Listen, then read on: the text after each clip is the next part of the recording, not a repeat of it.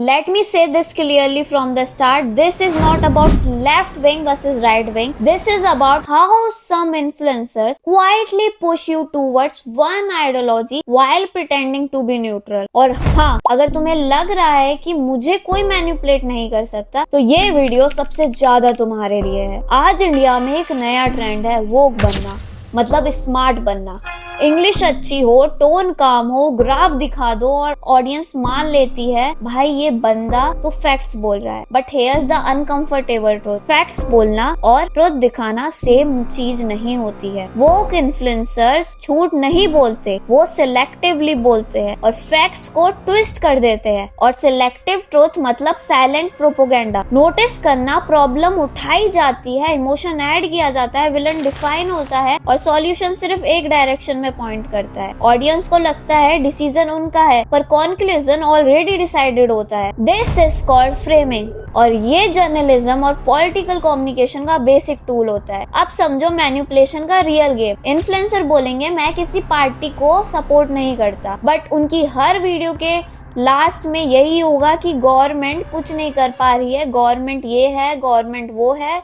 मतलब इंडिया को जितना वर्स्ट केस में दिखाया जा सकता है उतने वर्स्ट केस में दिखाएंगे कि कितना नेगेटिव है इंडिया। और एंड में ऑडियंस सोचती है लेफ्ट विंग ही लॉजिकल लग रही है। No one tells you to support left wing directly, you are emotionally walk there. That's smart influence.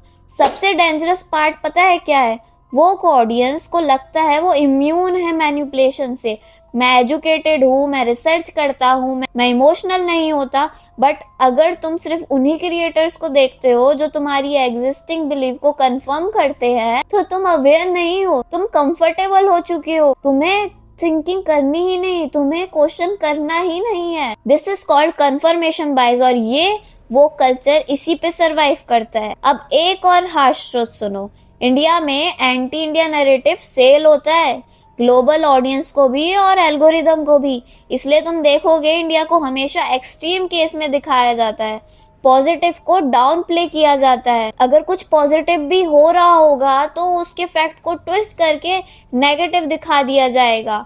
Comparisons हमेशा वर्स्ट केस के साथ होते हैं क्योंकि आउटरीच क्लिक लाता है, बैलेंस नहीं। और हाँ, ये कोइंसिडेंट बिल्कुल नहीं होता क्योंकि काफी इन्फ्लुएंसर इंडिया के बाहर बैठ करके इंडिया को एक्सप्लेन करते हैं 24/7। डिस्टेंस सिर्फ ज्योग्राफी का नहीं होता, कॉन्सिक्वेंसेस का भी होता है। अब समझो ऑडियंस को कैसे ट्रेन किया जाता है। अगर तुम डिसएग्री करोगे तो तुम भक्त हो, अनएजुकेटेड हो, ब्रेन वॉश्ड हो।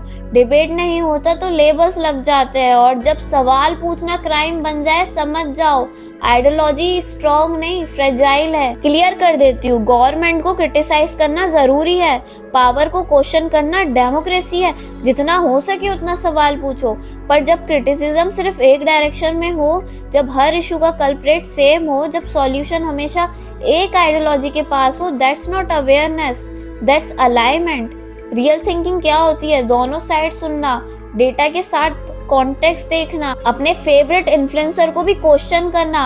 अगर तुम अपने वो हीरो से डिसएग्री ही नहीं कर सकते तो तुम उससे क्या सीख रहे हो? तुम तो सिर्फ एक फॉलोअर बन के रह गए हो। और फॉलोअर चाहे किसी भी विंग का हो, वो डेंजरस ही होता है क्योंकि तुम इस दुनिया में एक फॉलोअर बनने के लिए नहीं आए हो। Start thinking from your brain, not emotionally. Last बात और ध्यान से सुनना, being woke is easy, thinking is hard, being angry feels powerful, being honest feels uncomfortable।